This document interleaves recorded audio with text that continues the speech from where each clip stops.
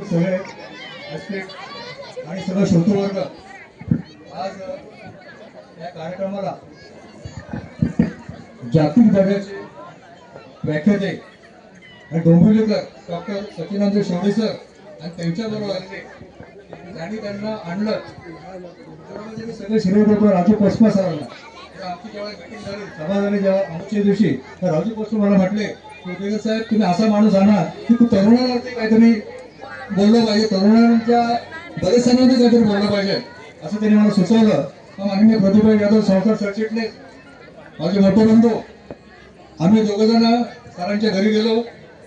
Panchal sir हे मधला दुवा आहेत. डॉक्टर सुनील पांचाळ माझे खूप जवळचे मित्र आहेत आणि डोंबिवलीकर आहे. डोंबिवलीमध्ये त्यांचं खूप मोठं नाव आहे आणि दोन नावाजलेली माणसं आज माझ्या पाळ्यांसोबत गुरुडा या मातृभूमीमध्ये येत आहेत याचा मला खूप आनंद वाटतं. मी प्रतिभाई मला आश्चर्य वाटतं गोष्टी मला सांगावंसं वाटतंय की प्रतिभाई गावावरून आले सकाळी आणि संध्याकाळी मला डोंबिवलीला माझ्या घरी आले. म्हणून एवढं सगळं मला भेटायचं त्यांची चर्चा करायची आहे. आज सरांची मी अपॉइंटमेंट घेतली आणि एका डोंबिवलीला एका चांगल्या हॉटेलमध्ये आम्ही बसलो, चर्चा झाली आणि प्रतिभाईला हे व्याख्यान खूप आवडलं आणि त्याचं सगळं श्रेय मी पांचाळ सर आणि राजू पोस्पांना देतो. या दोघांनी सगळं घडवून आणलं आणि म्हणून ते आज इथे सादर होतोय. तुम्ही डॉक्टर सुनील पांचाळांना विनंती करतो आपण सरांचा परिचय करून द्यावा. आजच्या कार्यक्रमासाठी अजून पाहुणे आपल्या या ठिकाणी आलेले आहेत, लांबून आलेले आहेत. सन्माननीय प्रकाशजी हनुमान शिंदे स्टेट बँकेचे निवृत्त ब्रांच मॅनेजर देवरूप गावातून आलेले आहेत. त्यांना विनंती करतो आपण स्टेजवरती यायचं. त्याचप्रमाणे सन्माननीय संभाजी शंकर पांजाळ गृह सजावटकर यांचंही हार्दिक स्वागत. त्यांना विनंती करतो आपण व्यासपीठावर यायचं. त्यानंतर पांचाळ सरांना सरांचा परिचय करण्याची विनंती करतो. व्यासपीठावरील उपस्थित सर्व मान्यवर, खरं तर माझे मित्र श्री राजेंद्र उतेकर सर यांनी सांगितलं की सगळं श्रेय सरांना इथे आणण्याचं आम्हा दोघांना दिलं, परंतु खरं तर आई देवी छोडाई माता हिचं सगळं हे श्रेय आहे आणि त्यामुळेच हा अगदी सुवर्ण योग आपल्या सर्वांसाठी या ठिकाणी साकार होत आहे. आज खरं तर मी आणखीन आनंदी आहे कारण आज छत्रपती संभाजी महाराज यांची जयंती आहे. धर्मवीर संभाजी राजे यांची आज जयंती आहे आणि अशा या जयंतीच्या दिवशी आपल्या या गावामध्ये ज्वलंत हिंदुत्वाचा पुरस्कार करणारे डॉक्टर सच्चिदानंद शेवडे यांचं व्याख्यान जवळ झंझावातच आपल्या समोर सादर होणार आहे. मी सरांची थोडक्यात त्या ठिकाणी ओळख करून देणार आहे. व्याख्यानातून त्यांची आणखी ओळख, त्यांचा आणखीन परिचय आपल्या सर्वांनाच होणार आहे. खरं तर चित्रमय शैलीमध्ये नानाविध विषयांची मांडणी आपल्या व्याख्यानात करून श्रोत्यांच्या समोर दृष्टीसमोर उभं चित्र निर्माण करणारे, दृश्य उभं करणारे डॉक्टर सच्चिदानंद शेवडे व्याख्याता, प्रवचनकार, निरूपणकार आणि साहित्यिक असा एकाच व्यक्तिमत्वामध्ये असणारा दुर्मिळ संगम आपल्याला सरांच्या व्यक्तिमत्वामध्ये पाहायला मिळतो. सर MP आणि PhD आहेत, त्यामुळे डॉक्टर सच्चिदानंद शेवडे आणि शेवडे घराणं या घराण्याला अतिशय सुंदर असा ऐतिहासिक वारसा आहे. कारण शेवडे सरांचे वडील भारताचार्य सुबे शेवडे, त्यांचे पुत्र डॉक्टर परीक्षित शेवडे आणि स्वतः डॉक्टर सच्चिदानंद शेवडे. म्हणजे बघा, एकाच घराण्यामध्ये 3 पिढ्या या म्हणजे व्याख्याते, प्रवचनकार या कीर्तनकार या माध्यमातून आपल्या समोर येत आहेत किंवा व्यक्त होत आहेत. मला वाटतं यावर्षीचा कीर्तन कुलाचा भारताचार्य जीवन गौरव पुरस्कार सुबे शेवडे म्हणजे सरांच्या वडिलांना प्राप्त झालेला आहे आणि त्यांना देण्यात आलेलं जे मानपत्र आहे त्या मानपत्राची सजावट माझ्या हस्ते झालेली आहे. हा एक आणखीन योग आहे. सरांची आणखीन ओळख करून देतो. व्याख्यान म्हणजे एक प्रखर झंझावात असतो, म्हणजे वज्राप्रमाणे तुमच्यावरती ते कठोर प्रहार करतात आणि जेव्हा ते निरूपण करतात तेव्हा कुसुमावणे म्हणजे फुलावणे सुकुमार अशा पद्धतीने आपल्यासमोर व्यक्त होतात. कथानकाच्या रूपातून विषय फुलवत नेऊन मूळ गाभा उलगडून दाखवण्याची अजब हातोटी सरांना प्राप्त झालेली आहे. स्पष्ट शब्दोच्चारातून, बोलण्याच्या विशिष्ट ढंगातून आणि विचारांच्या ठाम मांडणीतून व्याख्यान एका वेगळ्याच उंचीवर नेण्याची त्यांची हातोटी आहे. त्यामुळे सहस्रावधी श्रोते अक्षरशः जागेला खिळून राहतात आणि विषयात रमून जातात. शब्दांच्या कोसळत्या धबधब्यात सचैल न्हावून निघतात. प्रवचन करताना मात्र अत्यंत शांतपणे संत साहित्याचे अनेक धागेदोरे उकलताना सर आपल्या समोर व्यक्त होताना दिसतात. संतांच्या चरित्राचे, उक्तीचे व शिकवणुकीचे निरूपण अत्यंत रसाळ वाणीने करताना दिसतात. ज्यावेळी एखाद्या विषयाचा अभ्यास त्यावरील अनेक ग्रंथ सखोलतेने वाचून केला जातो, निरीक्षण परीक्षण करून त्यांचे सूक्ष्मपणे वैचारिकीकरण केले जाते, तेव्हा त्यावर प्रभुत्व मिळते आणि त्याला जर वक्तृत्वाचं कोंदण लाभलं ना तर व्याख्यान प्रवचन बहारदार होणारच. अनेक रंगीत कार्यक्रमात बहारदार आणि अर्थपूर्ण सरांनी असं निरूपण केलेलं आहे.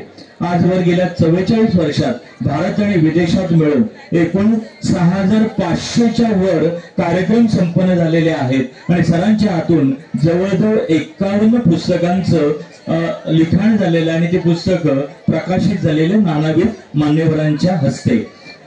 जल, आकाश आणि पृथ्वी या पंचमहाभूतांपैकी तीन महाभूत जे आहेत त्यांच्यामध्ये सरांनी व्याख्याने दिलेली आहेत. म्हणजे जहाजामध्ये, विमानामध्ये आणि बसमध्ये सुद्धा व्याख्याने देण्याची अनोखी कामगिरी सरांनी केलेली आहे.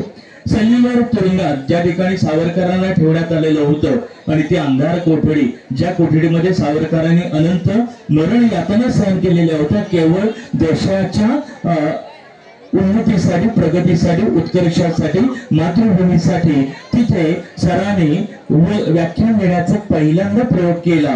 गेली 16 वर्ष सातत्याने तेथे सावरकर स्मृती दिनी व्याख्यान सर देत असतात. स्वित्झर्लंड मधील माउंट टिटलिस या युरोपातील सर्वोच्च शिखरावर बर्फात उभे राहून सुद्धा उपस्थितांना सरांनी छत्रपती शिवराय ऐकवले.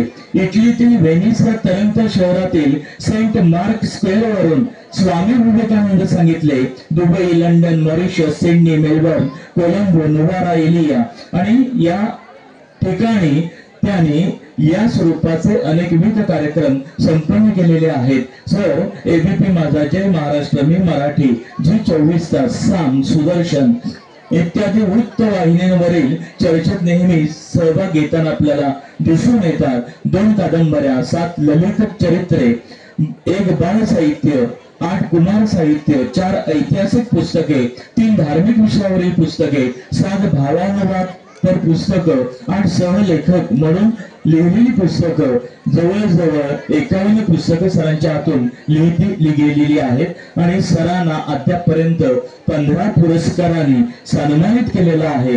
आणि असं बहुआयामी, बहुविध, नानाविध गुण असलेलं व्यक्तिमत्व आज आपल्या समोर इथे ज्वलंत हिंदुत्वाचा विचार आपल्यापर्यंत पोहोचवणार आहेत. आजची काळाची गरज आहे. आपल्याला पहलगाम या ठिकाणी झालेली घटना सर्वांना ज्ञात आहे, माहीत आहे. अजूनही आपण सावरलेलं नाही आणि अशा सर्वांच्या मनामध्ये ही ज्वलंत हिंदुत्वाचा अंगाने फुलवणारे किंवा विचार देणारे असे हे डॉक्टर सच्चिदानंद शेवडे आणि ते डोंबिवलीकर आहेत. याचाही मला सार्थ अभिमान वाटतो.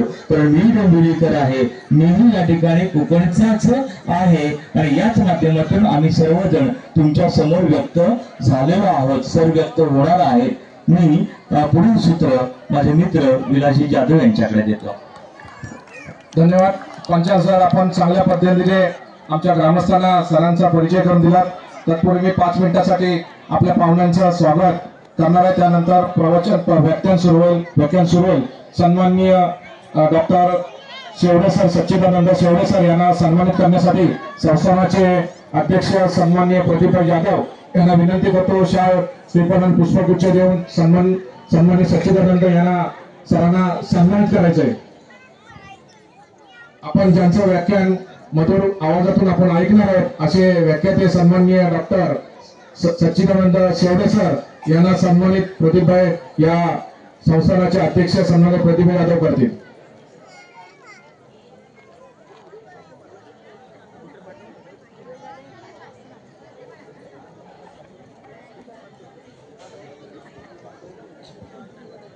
सर्वांना जोराबद्दल सर्वांना विनंती करतो, आपण थोड्या वेळामध्ये हा व्याख्यान आपल्याला सुरू करण्यात येणार आहे.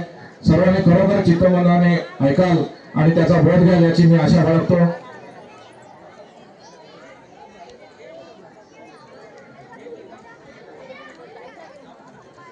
सर्वांनी टाळ्यांच्या गजरात सरांचं स्वागत करायचं आहे. गेल्या अनेक वर्षाची आपली प्रतीक्षा होती की असा एखादा कार्यक्रम व्याख्यान असावं आणि तो व्याख्यान आज यावर्षी आपण सर्व ग्रामस्थ मुंबईकर आणि सर्व संस्थेच्या माध्यमातून आपण आज सादरीकरण करत आहोत.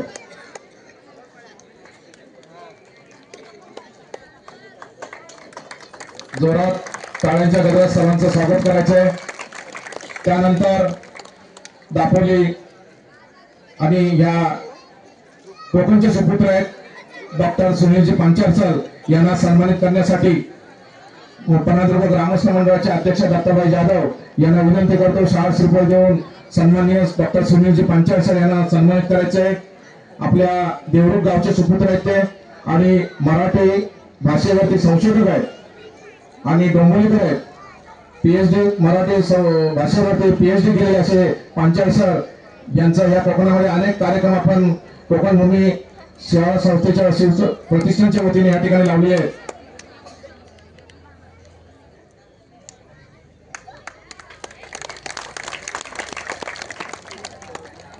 त्याचप्रमाणे या गावचे नातू, या गाव त्यांचा आजोबा आहे आणि सासरवाडी सुद्धा या गावाचे आहे असे आमचे मित्र दापोली विधानसभा सहसंपर्क सन्मान्य प्रवीणजी लाड यांना सन्मानित करण्यासाठी संस्थानाचे सचिव सन्मान्य राजेंद्र उत्तेकर सर, माजी सचिव राजेंद्र उत्तेकर यांना विनंती करतो की प्रवीणजींना सन्मानित करायचे.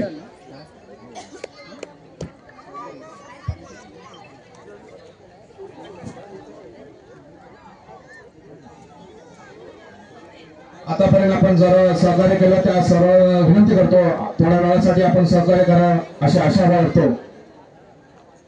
सन्मान्य प्रवीणजी लाड या गावचे नातू आणि या गावचे जावळे आहेत, पन्हाळे गावचे जावळे आहेत, त्यांचा सन्मान या ठिकाणी होत आहे.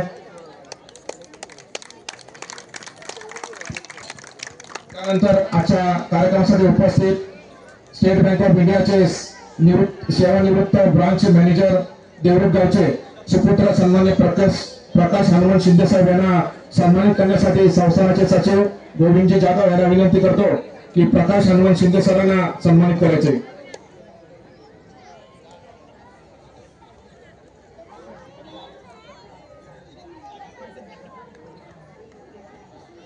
त्यानंतर आजच्या कार्यक्रमाचे प्रमुख पाहुणे सन्मान्य संभाजी शंकर पांचाळ सर यांना सन्मानित करण्यासाठी सदाभाऊ जाधव यांना विनंती करतो की सन्मान्य संभाजी शंकर पांचाळ यांना सन्मानित करायचे. आपल्याकडे वेळ कमी असल्यामुळे आम्ही सत्कार समारंभ या ठिकाणी समारोप करत आहोत सत्कार समारंभाचं, आणि ज्यांचं आपल्याला व्याख्यान ऐकायचंय त्यांचं व्याख्यान आपल्याला ऐकायचंय, कारण अति महत्वाचं असं व्याख्यान आपल्याला संबोधित करणार आहेत सन्माननीय डॉक्टर सच्चिदानंद शेवडे सर. हे आपल्याला सन्मानित करतील, व्याख्यान सादर करतील. त्यामुळे प्रत्येक गावातील सर्वांना विनंती करतो की कुणाचाही मान सन्मान राहिला असेल तर कृपया समस्या, कारण आपण सर्वांचाच सत्कार या ठिकाणी घेऊन वेळ वाया जाऊ नये म्हणून आपण थोडक्यामध्ये हा सत्कार समारंभ या ठिकाणी समारोप करत आहोत आणि सरांचं असं हे व्याख्यान या ठिकाणी सादर होत.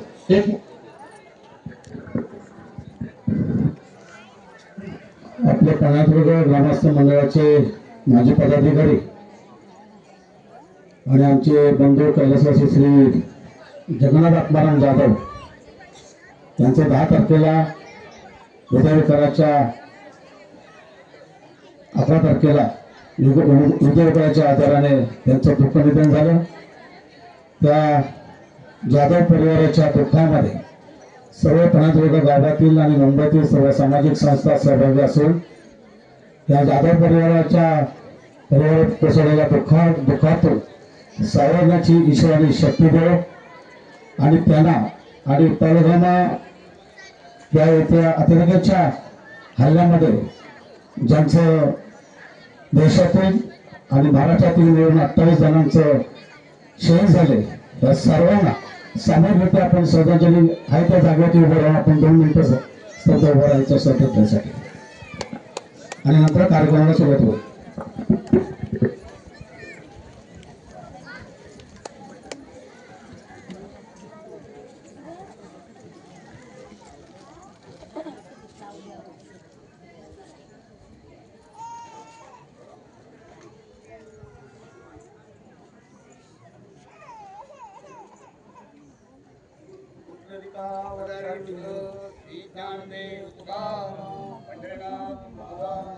ज्ञानेश्वर महाराज तुकाराम महाराज की जय.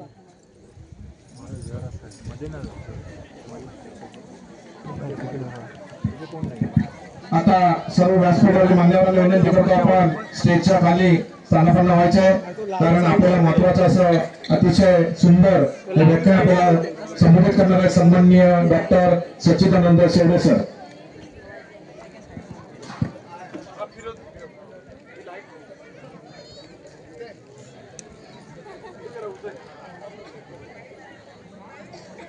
डरले मनी धर्मवीर, फुटले स्वनेत्र तुटले जरी जीभ शीर, दुर्दांत दाहक दिव्य समाज व्हावा, म्हणून उरात धरूया शिवसिंह छावा. देव देश आणि धर्म यावर मनापासून प्रेम करणाऱ्या उपस्थित सर्व सज्जनांनो, छत्रपती संभाजी महाराजांची आज दिनांकानुसार जयंती असल्यामुळे पहिल्यांदा त्यांना नमन केलं.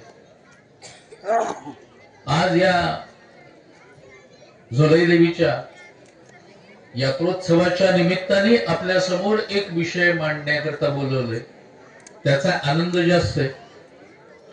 आता आपण पाहिलं असेल की एक दिवा मी मुद्दाम फिरवायला सांगितला लोकांच्या वर. काय आम्ही काय बोलतो आणि त्याचा उजेड काय पडतो ती गोष्ट वेगळी, पण तोपर्यंत लोकांच्या वरती उजेड असायला हवा, कारण आम्ही जे बोलतोय ते कळतंय, समजतंय, नाही कळतंय, बोर होतोय, वक्ता फार चावतोय, सगळं कळतं. त्यामुळे तेवढ्या एका कारणाकरता. आणि दुसरं एकदा एका गंमत अशी झाली होती आमच्या ठाणे जिल्ह्यामध्ये. एका ठिकाणी गेलो होतो व्याख्यानाला, तिथे आदल्या दिवशी झालं होतं नाटक. त्यामुळे ते सगळे दिवे आतमध्ये होते स्टेजवरती आणि लोकांच्या वरती काही दिवे नाही, पूर्णपणे अंधार. आता ज्या वेळेला वक्त्याच्या डोळ्यावरती दिवे असतात आणि समोर काही नसतं, त्यावेळेला वक्त्याचा धृतराष्ट्र होतो, पण समोर काही कळतच नाही कोणी आहे की नाही ते. तिथे सरपंचांना म्हटलं अहो समोर कोणी लोक आहेत ते आहे की म्हणाले भरपूर आहेत. म्हटलं असं नाही, आम्हाला दिसायला तर पाहिजे किमान. म्हटलं त्याच्यावरती जर तुम्ही लाईट नाही तर काय होईल. म्हटलं मी इथे नुसता एकटाच बोलतोय आणि समोर कोणीच नसेल तर ते अनेक वेड्यासारखे आपल्याला लोक फिरताना दिसत नाहीत का आजकाल. ते कानात घातलेले असतात गुट्टे नाही का मोबाईल वाले, आणि रस्त्यात बोलताना पण हातवारे करत बोलत चाललेले.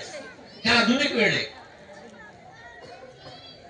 आणि वर समोरच्याला उजवीकडे वळायचं वगैरे न सांगता हात दाखवूनच सांगता, अरे या हाताला वळायचं. अरे त्याला काय दिसतंय का, या हाताला वळायचं काय, याला काही त्याची पडलेली नसते. हा आपला त्या गुंतीत असतो मोबाईलच्या. त्यांना म्हटलं तसं नाही, म्हटलं लोकांचा प्रतिसाद जोपर्यंत येत नाही तोपर्यंत वक्त्याला बोलायलाही मजा येत नाही. तर म्हटलं तसा काहीच प्रतिसाद येत नाही, काही कोणी बोलत नाही, एकदम गपगार असल्यासारखे. त्यापेक्षा एक दिवस तिथे वळवा म्हटलं लोकांना. तर सरपंचांनी मला काय सांगावं, मला म्हणाले तर म्हणाले आवाज कसे. म्हटलं आवाज येण्याकरता एक दोन विनोद सांगितले बोलता बोलता, तरी काही नाही हो. आता विनोदाला सुद्धा ज्या वेळेला प्रतिसाद येत नाही ना त्यावेळेला वक्त्याला घाम फुटतो बरं का. त्यामुळे म्हटलं अहो कोणीच काही बोलत नाही, कोणी काही प्रतिसाद देत नाही, तर नेमकं काय. त्याच्यावर सरपंचांनी मला सांगितलं, लोकांना सांगितलंय मुद्दाम मुंबईवरून वक्ता बोलवलाय, भाग काढले तर याद राखा. कठीण आहे म्हटलं. अहो म्हटलं लोकांनी हसणं, जिथे त्यांना आवडेल तिथे टाळी देणं, हे वक्त्याचं टॉनिक असतं. म्हटलं वक्त्याला कळतं ना त्यामुळे. आजकालची अवस्था मात्र अशी झाली की आजकाल कोणताही विषय, आता मी गेली 40 वर्षांहून अधिक काळ या क्षेत्रामध्ये, रामायणावरती बोलायचं झालं तरी सुद्धा कोणीतरी म्हणतं काय ऐकायचं रामायण, रामायण आपल्याला सगळं माहिती आहे. हिंदूंचं एक बरं असतं, हिंदूंना सगळंच माहिती असतं, सगळेच आपल्याकडे विद्वान असतात, सगळे हुशार असतात, सगळ्यांना सगळं माहिती असतं. आणि ज्या वेळेला प्रश्न विचारला जातो त्यावेळेला कळतं त्यांना की आपल्याला याचं काही कळत. म्हणून मोठी माणसं असं सांगतात की कळण्याची पहिली पायरी आपल्याला यातलं काही कळत नाही हे कळणं. कित्येकांना तेही कळत नाही, ती गोष्ट वेगळी. त्यातून दुसरी एक काय गोष्ट असते मी त्याला की आपण जर शिकलोय, आपल्या नावापुढे काही डिग्र्या लागल्या की असं वाटायला लागतं की आपल्याला आता कळण्यासारखं काही राहिलंच नाही जगात. त्यातही आणखीन आई वडिलांपेक्षा जर जास्त शिकलेलो असलो तर मग घरातले आई वडील किंवा आजी आजोबा यांना काय विचारायचं ना, कारण त्यांच्यापेक्षा मी जास्त शिकलोय. त्यात आणखी जर yes no rat mat cat fat बोलता यायला लागलं की हात एकदम आम्हाला टेकण्यासारखेच, ही अवस्था आहे आमची आजची. आणि त्यामुळे जिथे मला माझ्या धर्मातलं माहिती नाही, मला माझा धर्म म्हणजे काय ते माहिती नाही, मग मी त्यातून समजून घेतो ते व्हॉट्सअप युनिव्हर्सिटीतून समजून घेतोय. व्हॉट्सअप युनिव्हर्सिटी किंवा फेसबुक युनिव्हर्सिटी, त्याच्यामध्ये जे येते त्याच्यावरून मी समजून घेतोय. ही माझी अक्कल, पण ते मला मान्य करायचं नाहीये. याला काय करणार? अशा वेळेला माझ्या लहानपणची एक मुद्दा मी हकीकत सांगत असतो की मी जेव्हा नुकताच ग्रॅज्युएट झालो होतो, बीए घेऊन इकॉनॉमिक्स त्यातही, आणि नुकताच बीए झालेलो, माझी आई जेमतेम मॅट्रिक पर्यंत शिकलेली होती. एकदा आईने मला सांगितलं पैसे घे, म्हणाली बाजारात जा 5 किलो तांदूळ घेऊन आहे. म्हटलं ठीक आहे, पैसे घेतले, निघालो. अरे म्हणाली तोपर्यंत बाहेर, कारण काय तिला काय कळतं ना, ती मॅट्रिक, मी ग्रॅज्युएट झालेलो त्यावेळेला. दुकानात गेलो आणि त्याला म्हटलं 5 किलो तांदूळ हवे, तर म्हणाला कुठचा तांदूळ? पहिला दणका. कुठचा म्हणजे?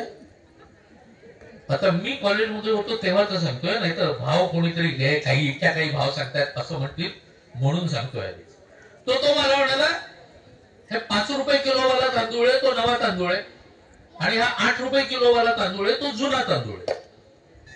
बघा आमच्या डोक्यात इकॉनॉमिक्स ना, इकॉनॉमिक्स घेऊन ग्रॅज्युएट झालेलो, नवा माल कधी स्वस्त मिळतो का? त्याला म्हणलं नक्की ना, 5 रुपये किलो नवा तांदूळ, 8 रुपये किलो जुना तांदूळ. तर म्हणाला हो.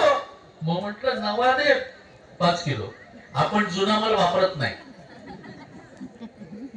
त्याने दिला की घेऊन घरी आलो, आईने तांदूळ काढून पाहिला, आई मला म्हणाली हा नवा तांदूळ आहे.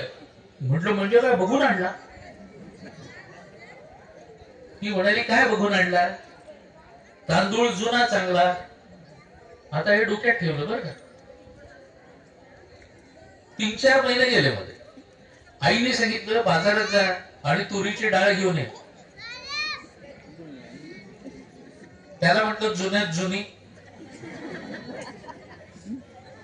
आणि तो की म्हणाला आतमध्ये गेला. म्हटलं चांगला जुना मला आत ठेवलेला दिसतोय. डाळ घेऊन घरी आलो. आईने डाळ अशी बाहेर काढली, जाळीदार डाळ. मला म्हणाली फेकून दे. म्हटलं काय झालं? तो म्हणाली डाळ जुनी आहे. म्हटलं आता माणसाने काय करावं? म्हटलं गेल्या वेळेला तांदूळ नवा आणला तर ओरडलीस, तांदूळ जुना चांगला म्हणून. लक्षात ठेवून म्हटलं डाळ जुनी आणली तर ओरडतेस की डाळ जुनी आहे म्हणून. तेव्हा ती म्हणाली तांदूळ जुना चांगला, डाळ नवीन चांगली. मला सांगा इकॉनॉमिक्स घेऊन घेतलेल्या बीएच्या डिग्रीचं काय करायचं?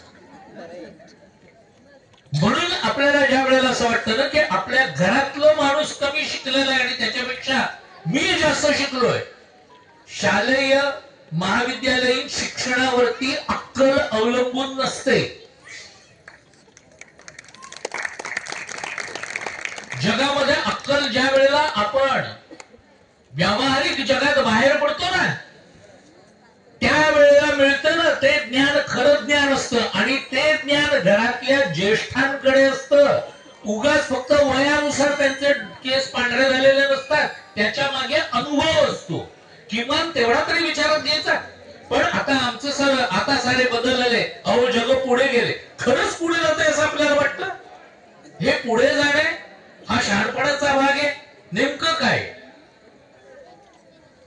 मग ज्या वेळेला कुठेतरी रामायण वगैरे सांगायला मला बोलवलं जातं तेव्हा मी रामायण सांगायला, अपरिचित रामायण या नावाने मी सप्ताह करतो.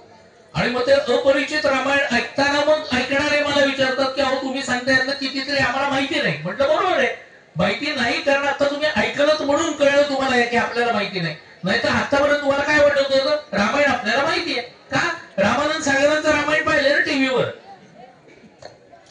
ते रामायण पाहून आम्ही समजतो की आम्हाला रामायण माहिती आहे. किंवा कुठेतरी काहीतरी रामायणावर आधारित एखादं पुस्तक वाचलेलं असतं, चुकून वाचायची आवड असेल तर, आणि त्याच्यावरून समजतोय की मला रामायण माहिती आहे. काय माहिती असतं नेमकं आपल्याला? मूळ वाल्मिकी रामायण माहित नाही आपल्याला.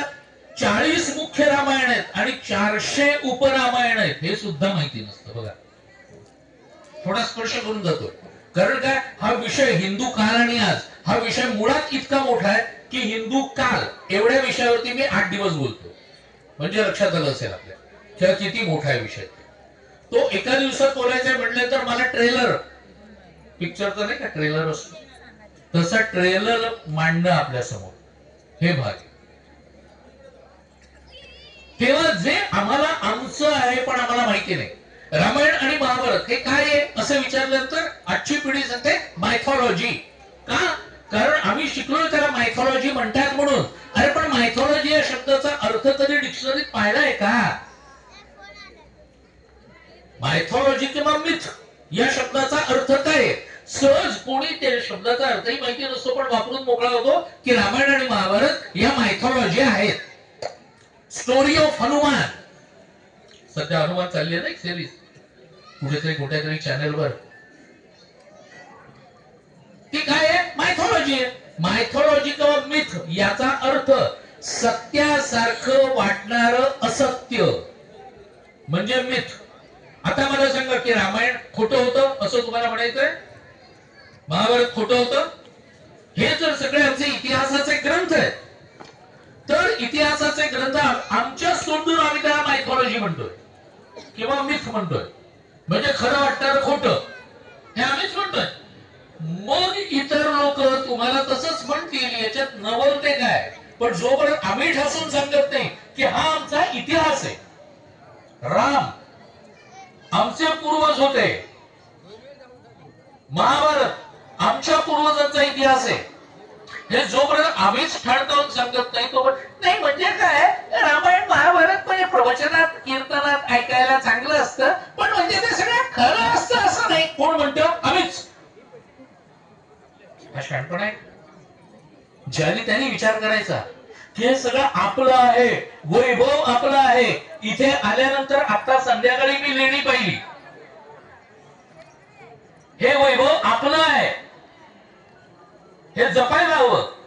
दुर्दैवाची गोष्ट आहे की त्या लेण्यांच्या खोल्यांच्या मध्ये अनेक कोनाडे रिकामे आहेत. का रिकामे आहेत याचा विचार नको व्हायला? आम्हाला विचार करायला वेळ नाही हो. काहीतरी काय सांगता तुम्ही? पुरातत्व खात्याने संरक्षित केलेली ती जागा आहे. आम्ही फक्त कोणाला तरी मुंबईहून पण आमच्याबरोबर येणाऱ्या पाहुण्यांना घेऊन येणार, त्यांना दाखवणार ही आमच्याकडे असलेली लेणी आमच्या गावाला, बरं का, झालं समाधान बस. पण ही लेणी म्हणजे नेमकी काय होती? शिलाहारापासून तर त्याचा नेमका संपर्क काय? ह्या शिलाहाराचं राज्य केवढं होतं, कोणत्या एका काळात होतं? म्हणजे जर ते इसवी सन 2 पासून पुढे चालू असेल तर याचा अर्थ 2500 वर्षांपूर्वीचा इतिहास आपल्या गावाला आहे. याचा अभिमान नको का वाटायला? 2500 वर्ष कशाला म्हणतात? संस्कृती निर्माण होतात, मिटून जातात. एक माझाच धर्म असा आहे की जो धर्म कधी निर्माण झाला ते माहिती नाही आणि तो कधीही नष्ट झाला नाही, होणार नाही. त्या धर्मात मी जन्माला आलोय. अभिमान नको वाटायला? नाही तर हिंदू धर्माचा संस्थापक कोण आहे ते सांगावं कोणी. जगातल्या सगळ्या धर्माचा संस्थापक आहेत ना, हिंदू धर्माचा संस्थापक कोण आहे?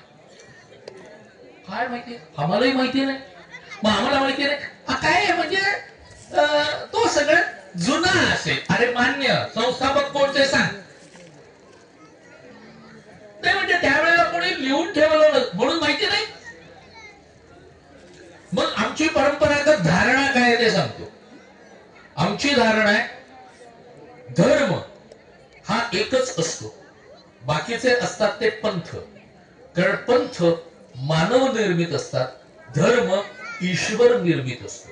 म्हणजे प्रत्यक्ष ईश्वराने निर्माण केलेल्या धर्मात आपण सगळे जन्माला आलोय. हे केवढं मोठं भाग्य असं नाही का वाटत कधी. बर, अनेकता में एकता हे आपल्याकडे असलेलं सूत्र आज माझ्या समोर आपण सगळे जण आहात. हे या गावातलेच नाही आहात, तर गावाच्या बाहेरच्या गावातले सुद्धा असणार आहेत. इतकंच नाही, एका गावात असलेल्या ज्या 12 वाड्या आहेत त्या 12 वाड्यांमधले लोक आहेत. का? देवी कोणातरी एकाची नाहीये ना, आपली सगळ्यांची आहे. आणि तिचा यात्रोत्सव हा आपल्या सगळ्यांचा आहे असं समजून आम्ही येतो ना, याला एकता म्हणतात. ती वेगळी शिकवावी लागत नाही.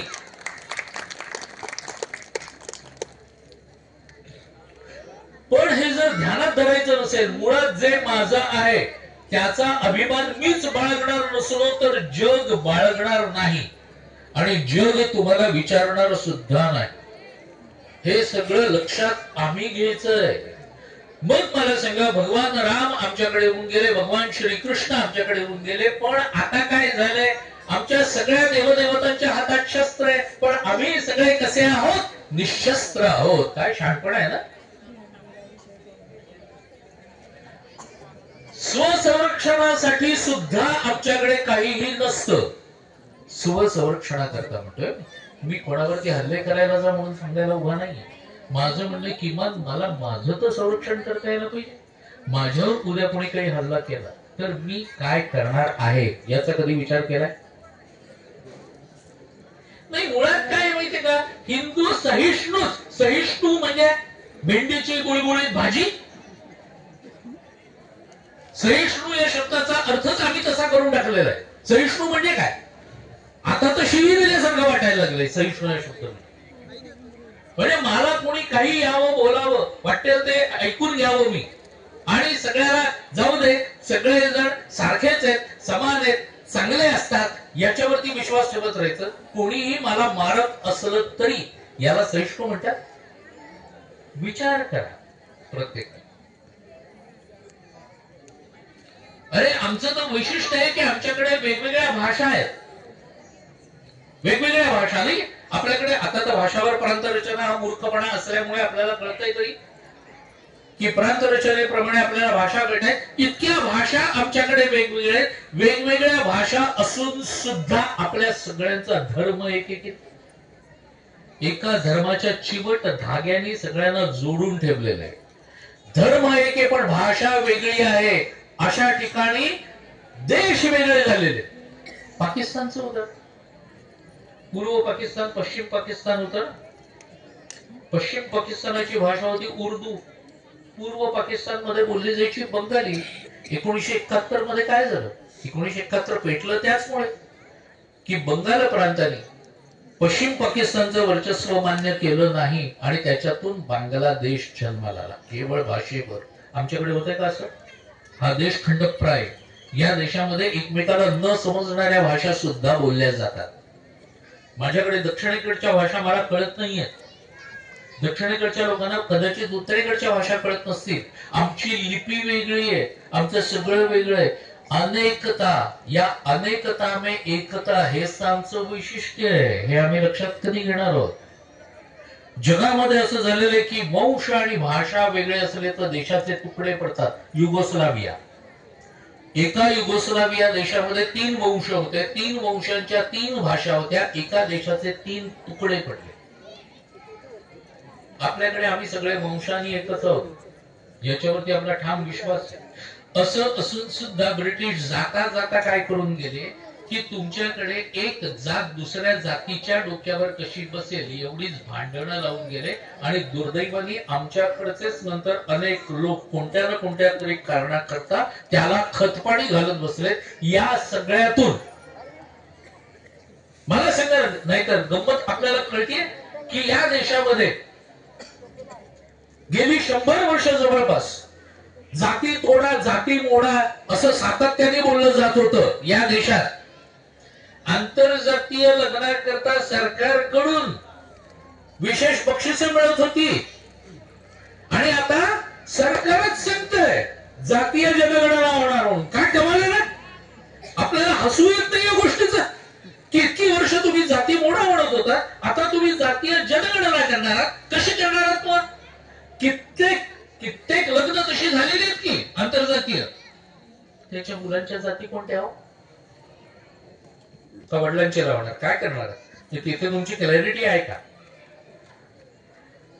मग एकीकडे तोंडाने जाती मोडा म्हणून म्हणायचं, जाती तोडा म्हणून म्हणायचं आणि दुसरीकडे तुझी जात त्यांची, याची तुम्ही जनगणना करणार. एक सामान्य नागरिक म्हणून आपण हे का असं विचारतही नाही. कारण काय, आपला काय झालाय माहितीये का, हातमागाचा धोट्या झालाय आपला.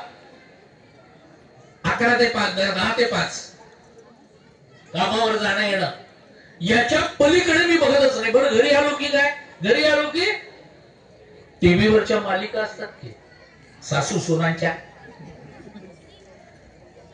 बायकांच्या वैरी कशा असतात नाही का. एकीकडे स्त्रियांच्या उत्थानाकरताचे प्रयत्न वगैरे वगैरे म्हणायचं आणि दुसरीकडे मालिकांमधून बायकांच्या वैरी कशा असतात हे दाखवत राहायचं. त्या मालिका, बिंडोक मालिका आम्ही बघत राहणार. बरं, त्या मालिकांच्या आहारी एवढे गेलेलो असतो की कामावर जाणारी बाई जर तिला उशीर होणार असेल तर नवऱ्याला सांगते आजची मालिका जरा, आजचा एपिसोड रेकॉर्ड करून ठेव, आल्यावर बघूया. समजा तो बिघडला, जग बुडणार आहे का? जग बुडणार आहे का? पण या अशा गोष्टींच्या आम्ही इतके वेड्यासारखे त्याच्या नादी लागलोय. बरीच बरं म्हणून OTT चॅनल्स आलेलेच आहेत. नेटफ्लिक्स असू दे, आणखी कुठचा तरी असू दे, तमकाय ढमकाय, जराही तुम्हाला स्वस्त बसू द्यायचं नाही. त्याला कारण एकदा त्या OTTच्याच एका प्रमुखाने असं सांगितलं होतं की आमचा शत्रू कोण आहे माहितीये का? आमचा शत्रू आहे माणसाची झोप. लक्षात घ्या, हे फार भयानक विधान आहे. आमचा शत्रू आहे माणसाची झोप. कारण आम्हाला जर आमचे चॅनल यशस्वी करायचे असतील तर लोकांच्या झोपा मोडायलाच हव्यात आम्हाला. म्हणजे लोक आजारीच पडायला पाहिजेत त्याच्यात. आणि आम्ही वेळासारखी एखादी मालिका प्रदर्शित होणार असेल तर तिथे सगळेच्या सगळे एपिसोड एका पाठोपाठ एक रात्री 8 किंवा 10 वाजता नाही लावलं की तो सगळा शेवटचा एपिसोड 12वा भाग 13वा भाग संपेपर्यंत पहाटे ते 5 वगैरे वाजतात. ते सगळे बघाय बंधन आहे का आपल्यावर? दुसऱ्या दिवशी कोणी पेपर घालणार आहेत का त्याच्यावर प्रश्न येणार आहेत का आपल्यावर? ते सोडवायचं का? असं नसून सुद्धा आपण त्याच्या किती नादी लागलेलो आहोत ते बघा. आणि मग शहरामध्ये राहणाऱ्यांना तर माहिती, शहरामध्ये राहणारे आम्ही लोक, आमच्या मुलांसाठी वेगळी रूम असते बरं का, वेगळी रूम. आणि आई वडिलांनी सुद्धा त्या रूम मध्ये आतमध्ये शिरताना टक टक केल्याशिवाय शिरायचं नाही. That is called manners. You know manners. आई वडिलांना मॅनर्स शिकवणार आहे की एकदम दार ढकलून आतमध्ये आलीस कशी किंवा आलात कसे, टकटक करायची. आपल्याच मुलाच्या किंवा मुलीच्या रूम मध्ये शिरायला परमिशन घ्यायची असते. हे सगळं पाश्चात्यांकडून आलंय, लक्षात घ्या. आणि यांच्या रूम मध्ये काय लावलेलं असतं? कोणाची चित्र असतात? आदर्श कोण? आपण बघा आणि आपण ठरवा.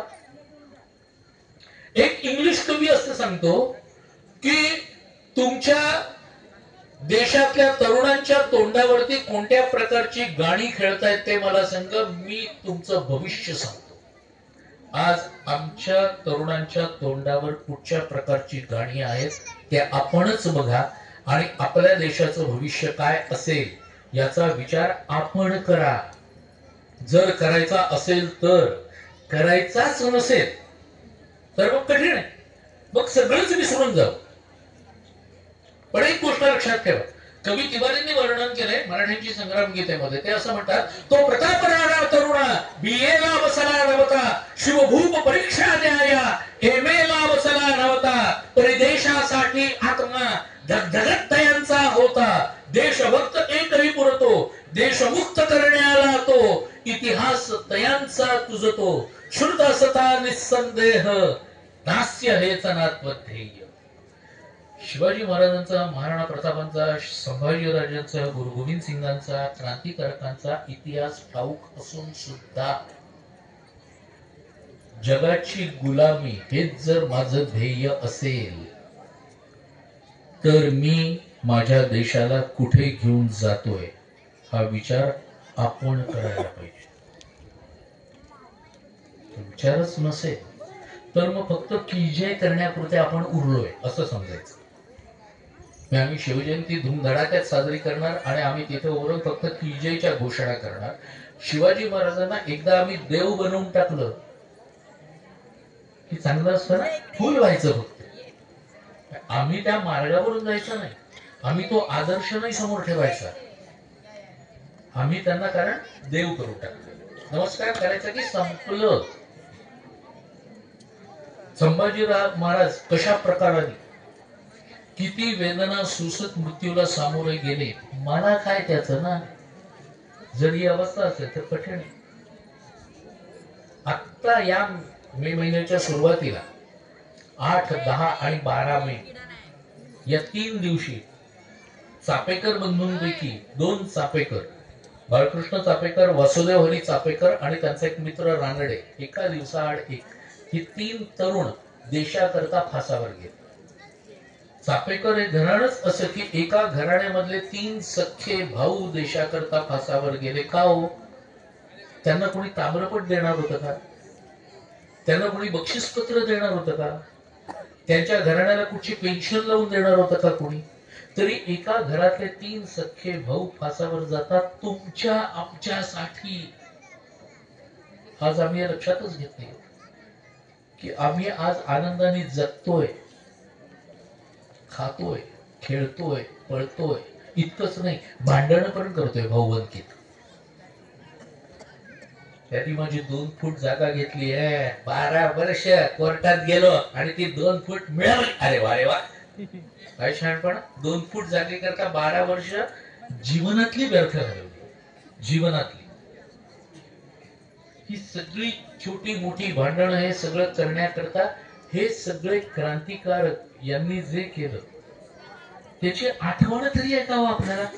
देश स्वतंत्र झाला, 77 वर्ष झाली. 77 वर्षात या देशाला स्वातंत्र्य कोणामुळे मिळालं तर आमच्या डोक्यावर सातत्याने फक्त 2च नावं लादली गेली.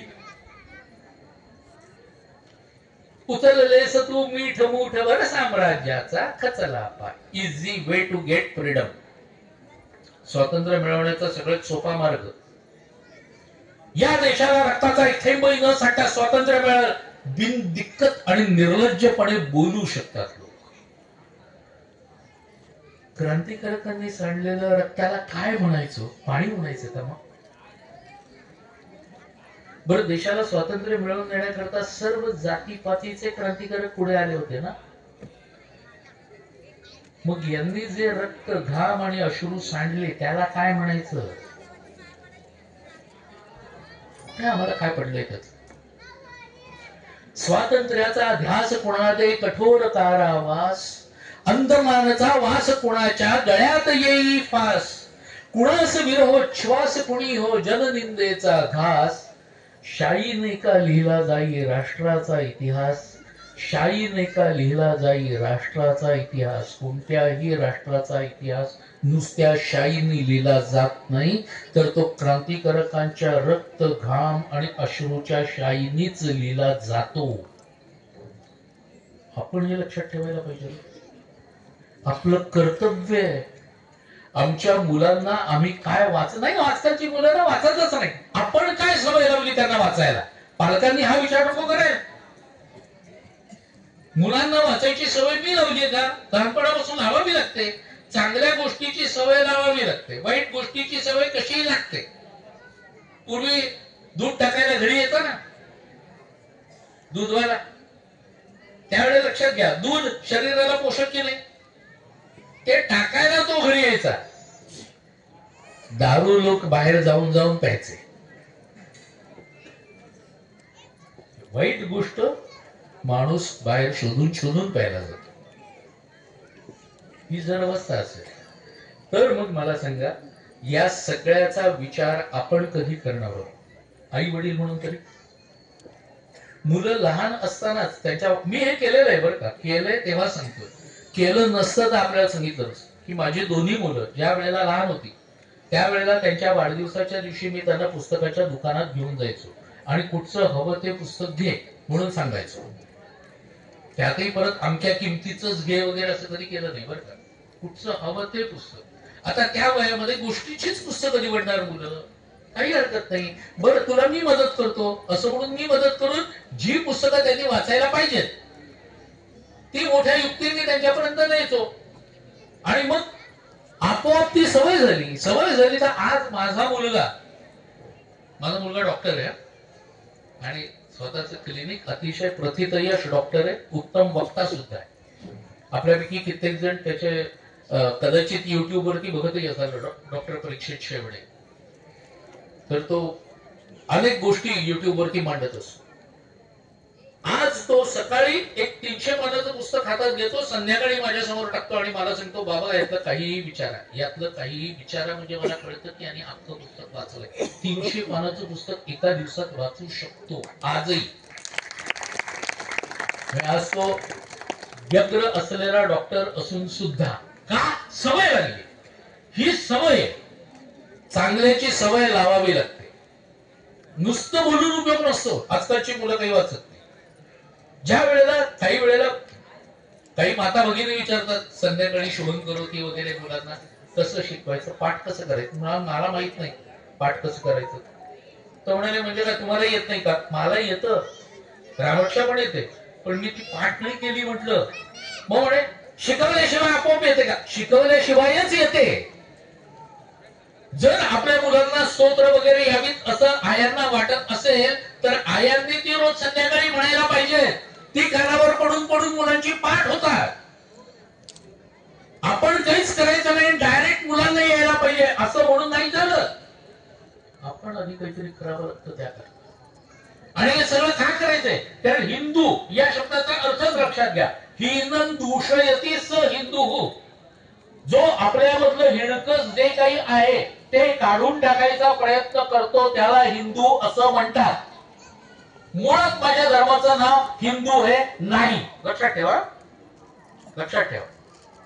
त्याला कारण असं आहे, धर्माला नाव नसतं. धर्माला धर्म हेच नाव. आता व्हॉट्सअप युनिव्हर्सिटी मधून म्हणून सगळीकडे फिरत असते की नाही की हिंदू हा शब्द आपल्याला फारसीतून आलेला आहे आणि फारसी शब्दकोशामध्ये हिंदू या शब्दाचा अर्थ आहे काळा, दरोडेखोर आणि चोर. बघा ते लोक आपल्याला असं म्हणतात आणि आपण कॉलर टाईट करून सांगतो की होय आम्ही हिंदू आहोत. हे व्हॉट्सअप युनिव्हर्सिटी. मी त्याला म्हटलं, जो मला असं सांगायला आला त्याला शाबास म्हटलं, हुशारच केली म्हटलं, तुला हे सगळं माहिती आहे. बरं म्हटलं, मला एवढंच सांग की ते लोक जे म्हणतात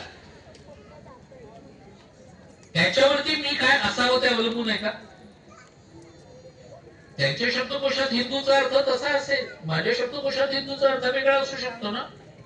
असा काय अर्थ वेगळा असो. हिंदीतला एक शब्द सांगू आपल्याला,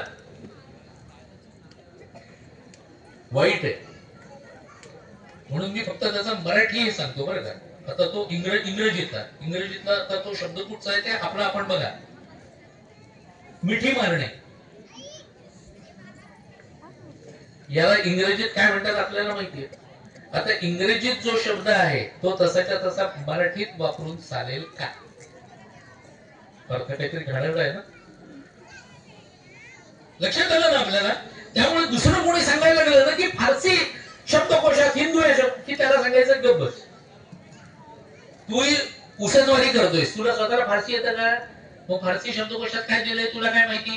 की तो सांगणार नाही आमक्याने म्हटलंय. त्याला विचारणं जाऊन जे आपल्याला माहितीच नाही त्याच्याबद्दल कशाला बोलायचं.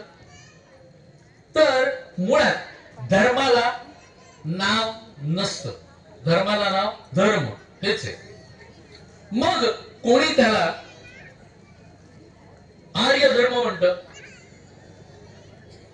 परत बघा गंमत, आमच्या डोक्यात घुसवलंय आर्य आणि द्रविड.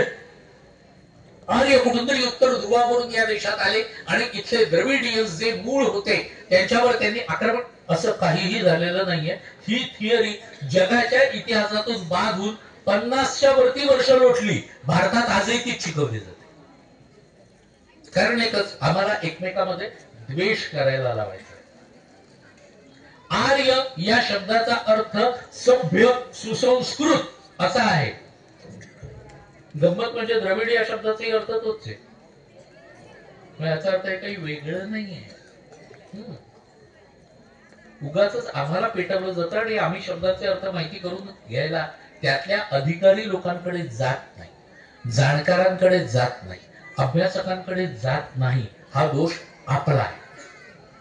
आर्य धर्म, आर्य धर्माचा अर्थ ज्या धर्मामध्ये सभ्य सुशिक्षित सुसंस्कारित लोक आहेत त्यांचा धर्म, म्हणून याला आर्य धर्म म्हणतात. दुसरा असलेला शब्द सनातन, सगळे विशेषण आहे. सनातन धर्म पेपर मधून बऱ्याच वेळेला सध्या तर जास्त वाचताय आपण ना, सनातन धर्म सनातन धर्म म्हणून. सनातन या शब्दाचा अर्थ जो कधी निर्माण झाला ते माहित नाही आणि जो कधीही नष्ट होणार नाही असा नित्य नूतन असणारा म्हणजे सनातन, म्हणून याला सनातन धर्म म्हणतात. वैदिक हे असलेला आणखी एक विशेषण. वैदिक वेदांपासून जो निर्माण झालेला आहे, किंबहुना याचे प्रमुख वेद आहेत असं समजतो, म्हणून याला वैदिक धर्म असं म्हणतात. आणि मग शेवटचे ते हिंदू अलीकडच्या काळात मिळालेलं नाव. म्हणून कित्येक ठिकाणी आपण नारदीय कीर्तन करत असतात ना, त्यावेळेस त्याच्या शेवटी ते घोषणा देतात, आर्य सनातन वैदिक हिंदू धर्म की जय. चारही विशेषण वापरतात. आर्य सनातन वैदिक हिंदू धर्म की जय. मग मला सांगा की धर्माला नाव नसताना, धर्माला धर्म हेच नाव असताना इतर लोकांना कळणार नाही म्हणून आम्ही अलीकडचं हिंदू हे नाव धारण केलं, बिघडतं कुठे? पण काही लोकांना काय झालं माहितीये का, आपल्याच धर्मातलं वाईट हिणकस असं काढण्याची सवय झाली आणि ती त्यांची अक्कल नसतेच बरं का. ती म्हणजे सगळ्यात चांगलं उदाहरण तुम्हाला सांगतो की आत्ताच्या काळात, आत्ता आपलं जे ऑपरेशन सिंदूर चालू होतं ना, तो ऑपरेशन सिंदूरच्या वेळेला वेगवेगळ्या वृत्तवाहिन्यांनी जी वार्तांकन केलं, हे वार्तांकन किती फेक होतं, हे वार्तांकन किती अति होतं, याच्याबद्दलचे ढोल आपल्याचकडच्या एका विशिष्ट लोकांनी वाजवायला सुरुवात केली आणि आम्ही सुद्धा मूर्ख त्याला बळी पडलो. आणि आम्ही म्हणायला लागलो, खरे आपल्याकडच्या वृत्तवाहिन्या म्हणजे ना काहीतरी फेक नॅरेटिव्ह चालवतात, यांना कळत नाही, सगळ्या जगामध्ये हसवतं. अरे हे तू नाही बोलत आहेस, जे लोक हे नॅरेटिव्ह चालत होते ना ते बोलतायत आणि त्यांची पोपटपंची तू करतोय. तुझी अक्कल काय याच्यात? त्यापेक्षा 4 दिवस थांब ना. इस्लामाबादेवर हल्ला हे फेक नॅरेटिव्ह आहे असं आपल्याकडे या लोकांनी सांगितलं. परवा काय सांगितलं मिलिटरी ऑफिसर्सने की इस्लामाबादेवरती जाऊन हल्ला करून आलेले आहेत आपले लोक. याचा अर्थ इस्लामाबादेवर हल्ला ही फॅक्ट होती, हे खरं होतं.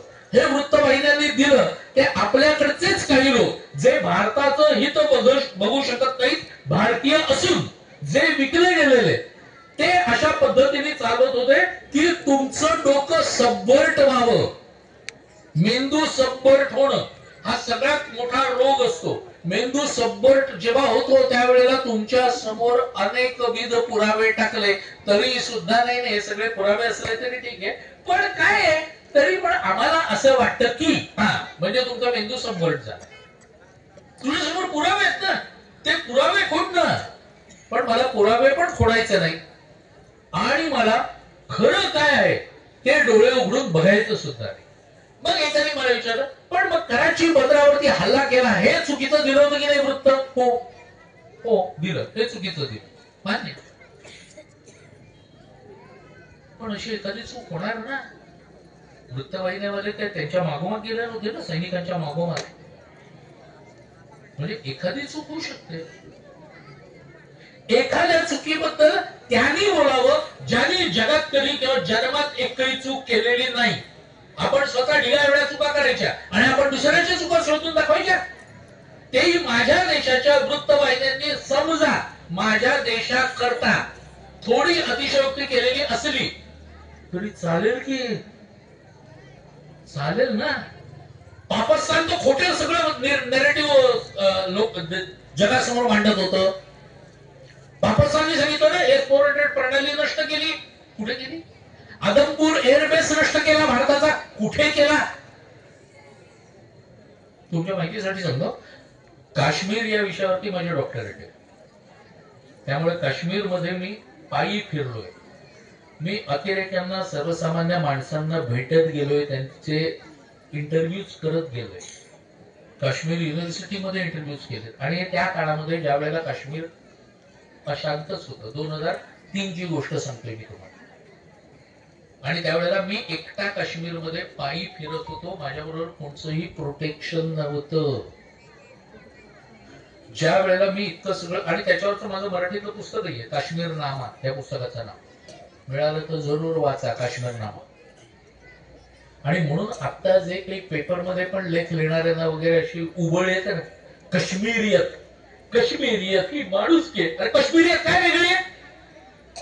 काय वेगळी आहे? काश्मीरी लोकांची मानसिकता म्हणून ज्याला काश्मीरियत पडायचं असेल तर आमच्या महाराष्ट्राची पण मानसिकता असू शकेल ना. तोही आमचा मानबिंदू असू शकेल, ज्याला आम्ही महाराष्ट्र धर्म म्हणू. बोलते जाऊ झाली कोणी. आपल्या देशात कोणत्याही इतर राज्यांच्या बद्दल बोललं जात नाही. आपल्या देशात काश्मीरची मात्र काश्मीरियत बोलली जाते, आहे की नाही गंमत? आणि ही आम्ही अनेक वेळा ऐकतो, म्हणून आमच्याही डोक्यात ते काश्मीरियत नसतं. अशी काही काश्मीरियत वगैरे नसते, लक्षात ठेवा. असती तर 1990 साली आपल्याच लोकांना, पंडितांना आपापली घरं सोडून पळून जावं लागलं नसतं. आणि तेव्हा त्यांची ताब्यात घेतलेली घरं आजही परत दिलेली नाहीत, ही लक्षात ठेवा. पण आम्हाला पंडित म्हणजे काय तेच माहिती नाही ना. त्यामुळे आम्हाला असं वाटतं काश्मीरी पंडितांना म्हणजे काश्मीरी ब्राह्मणांना आकडून दिलं. कारण आमच्या डोक्यात पंडित म्हणजे ब्राह्मण एवढंच असतं. कारण आम्हाला हे माहितीच नाही की काश्मीरमध्ये त्रिवर्णिक लोकांना पंडित असं म्हटलं जातं. मग त्यात ब्राह्मणही आहे, त्यात क्षत्रियही आहे आणि त्यात वैश्यही आहे. कारण हा त्रैवर्णिक समाजच काश्मीरमध्ये राहणारा होता जास्त. त्यांना पंडित का म्हणतात? कारण अध्ययनाची आणि अध्यापनाची असलेली त्यांची आवड बघून त्यांना पंडित म्हटलं जात होतं. आणि आम्हाला मात्र वाटतं बाकीच्या रेस्ट ऑफ इंडियाला, आमच्यासारख्या लोकांना, की पंडितचा अर्थ ब्राह्मण असा आहे, तर तसा नाहीये. लक्षात ठेवा. हे परत आपल्यापर्यंत कोणी पोहोचवलं का इतक्या वर्षात? 77 वर्षात. तर नाही, ही अवस्था हिंदूंची आहे. कालचा जो आमचा भाग होता, म्हणजे रामायण महाभारतापासून जो सुवर्ण काळ आमचा होता, जहां डाल डाल पर चिड़ियों का चिड़िया करती है बसेरा, वो भारत देश है मेरा. सोने की चिड़िया. ज्या काळामध्ये भारताचा GDP 33% होता म्हणून सांगितलं जातं, नंतर तो इतका घसरला की मुघलांच्या काळात 24% इतका घसरला.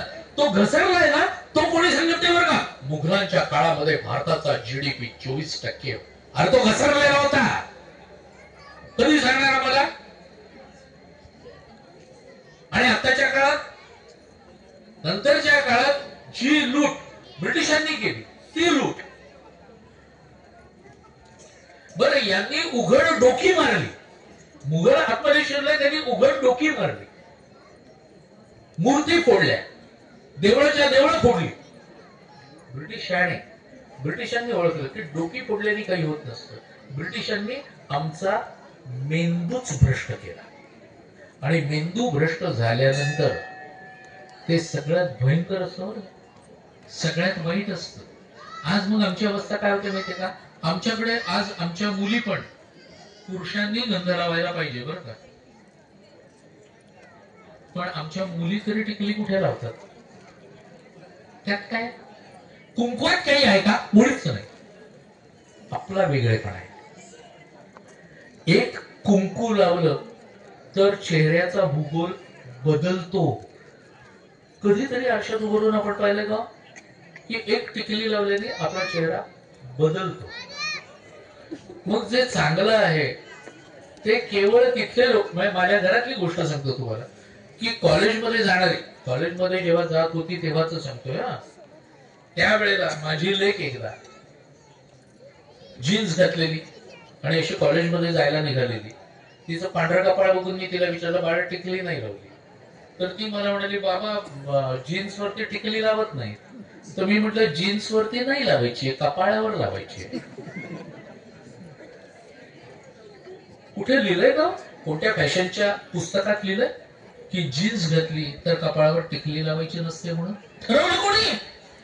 आम्हीच. मग त्या विदेशी बायका या देशामध्ये येतात, हरिद्वार ऋषिकेशला वगैरे जी गर्दी करतात, तिथे केवढं तरी ठळक कुंकू लावतात. त्यांना नाही लाज वाटत आणि आम्हाला, आम्ही हिंदू असून लाज वाटते. ह्याला काय? बरं, ह्यात कोणी म्हणालं की तुम्ही तर सांगितलं की पुरुषांनी पण गंध लावायला पाहिजे. आहेच, माझ्याकडे आहे तसंच म्हटलेलं, माझ्या धर्मात म्हटलेलं आहे. मग ते कुठे लावतात? करा सुरुवात आपल्या घरापासून.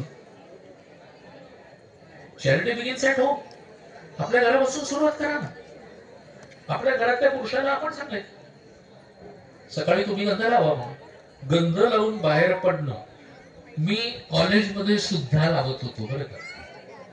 मला कोणी अडवलं नाही, खिल्ली उडवली नाही. मी बँकेमध्ये अधिकारी होतो तेव्हा सुद्धा माझं गंध हे तसंच होतं. साऊथ इंडियन लोक नाही लावत भस्म. ते लोक भस्म लावून जातात सगळीकडे, त्यांना नाही कोणी काही बोलत.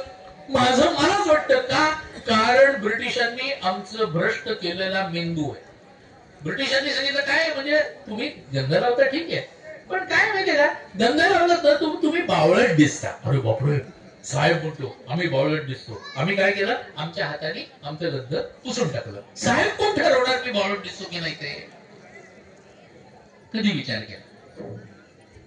तीच अवस्था. आमच्याकडचे कुळधर्म कुळाचार वगैरे सगळे आता हळूहळू सोडून द्यावं, त्यात काय राहिलेलं आहे असं नवीन पिढी म्हणते. म्हणून ज्या वेळेला म्हणायला लागतात तेव्हा मी म्हणतो, मग तुमच्याकडे उरणार आहे काय? तुमची आयडेंटिटी काय?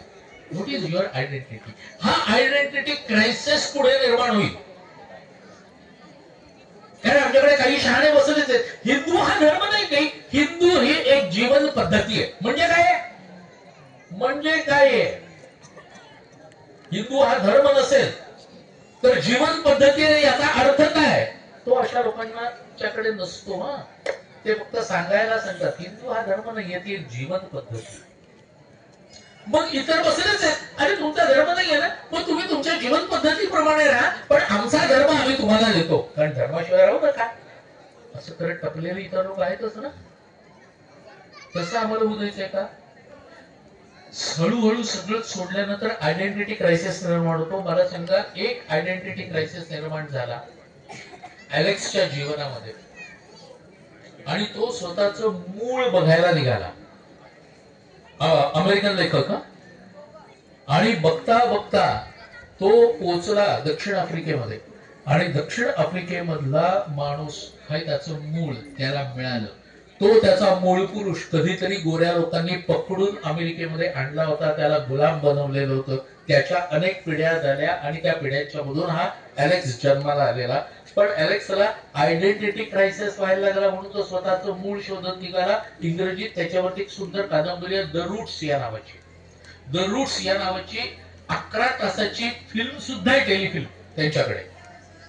हा उद्या ओळखीचा प्रश्न आमच्या मुलांच्या बाबतीत निर्माण झाला तर, आज जगात ज्या वेळेला आमची मुलं जातील त्यावेळेला, आणि जावं संपूर्ण जगात जावं मुलांनी, काही हरकत नाही, त्यावेळेला ते त्या देशाचे आणि आपल्या धर्माचे प्रतिनिधी असतात.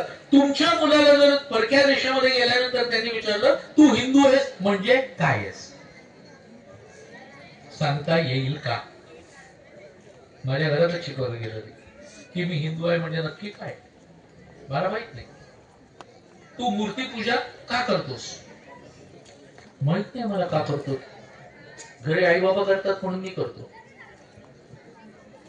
म्हणजे जर ही उत्तरं असतील आणि आमच्या मुलांना आपल्या देशाबद्दल आणि आपल्या धर्माबद्दलचं हे नॉलेज असेल जगात गेल्यावर, तर ते आपल्या देशाचं आणि धर्माचं प्रतिनिधित्व करू शकतात का, समोर असलेला प्रश्न नाही. आज आम्ही लग्नाचे वगैरे जे काही कार्यक्रम करतो, लग्नाचे सोडावं, लग्नाच्या आधी आजकाल काय साखरपुडा, हा तो एवढा मोठा वाजत गाजत वगैरे साखरपुडा, हा लग्नासारखाच खर्च करून का? पैसे खूप झालेत, पैसे खूप झालेत का? साखरपुडा हा आधी धार्मिक विधी आहे का, याचा कधी शोध घेतलाय का आम्ही? का लग्नामध्ये असलेला वाग्निश्चय म्हणजे साखरपुडा असतो, तो तर लग्ना दिवशीच होतो की. खरं म्हणजे मोठे लोक भेटतात, पानसुपारी वगैरे देतात, एकमेकांना गोड देतात, बैठक होते, झालं नाही तर संपलं ना, ठरलं. पण आम्हाला आमच्याकडचे पैसे दाखवायचे असतात म्हणून आम्ही लग्नासारखाच आणखीन खर्च करून लोकांना बोलवतो का? कशा करता? खर्च एवढे करायचेच असतील ना, तर त्या निमित्ताने कोणत्या तरी सामाजिक संस्थेला द्या, देवस्थानाला द्या, चांगली कामं करणाऱ्या लोकांना द्या. ते आम्ही करत नाही. लग्नाच्या निमित्ताने हळदीचा कार्यक्रम करायचा, हळदीच्या कार्यक्रमाकरता दारू पिणं कंपल्सरी असतं.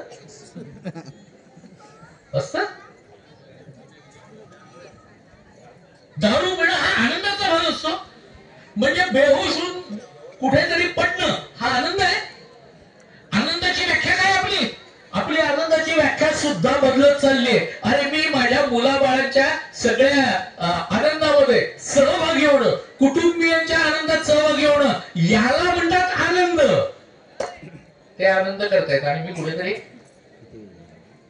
माझा आनंद काही एकट्याच का? सगळे विचार आपण करायला नको का? बरं, माझ्या धर्मात दिलंय का, माझ्याकडे सांगितलंय का? मग या सगळ्या गोष्टी उगाच अवडंबर मी का माजवतो? आणि मग आमच्याकडे स्पर्धा असते, त्यांनी एवढा खर्च केला काय, मग आपल्याकडे एवढा खर्च करतो. कशा करता? कशा करता? उलट कोकणातल्या शेतकऱ्यांचं कौतुक आपल्याकडे असं केलं जातं की इतर ठिकाणचे विदर्भ मराठवाड्यातले शेतकरी एवढ्या एवढ्या काही अडचणी आल्या म्हणून आत्महत्या करतात, पण कोकणातला शेतकरी कधीही करत नाही. आणि हे त्या भागात गेल्यानंतर तर मी आणखीन अभिमानाने सांगतो. कारण काय? कारण मी कोकणचा आहे ना, तेव्हा माझ्या कोकणाचा अभिमान मला नको का? तेव्हा मी लोकांना सांगू शकतो. तेव्हा हे सगळे भाग हे जे आपल्याकडे नाहीये ते आता आपण एक एक घुसवायला लागलोय. लग्न लागताना सुद्धा त्या मुला मुलीला उचलायचं. कुठून आलं? कुठून आलं उचलणं? मग तिने चुकवायचं, हार गळ्यात घालतात. खेळ आहे, खेळ आहे. अतिशय गंभीर विषय लग्न हा असतो. दोन कुटुंब एकमेकांशी जोडली जात असतात. अशा वेळेला हा खेळ झालाय का? त्यातून सध्या मुहूर्त वगैरे तर ते लिहायचं असतं पत्रिकेत. मुहूर्त कोण पाहतंय? ही आमची अवस्था आहे.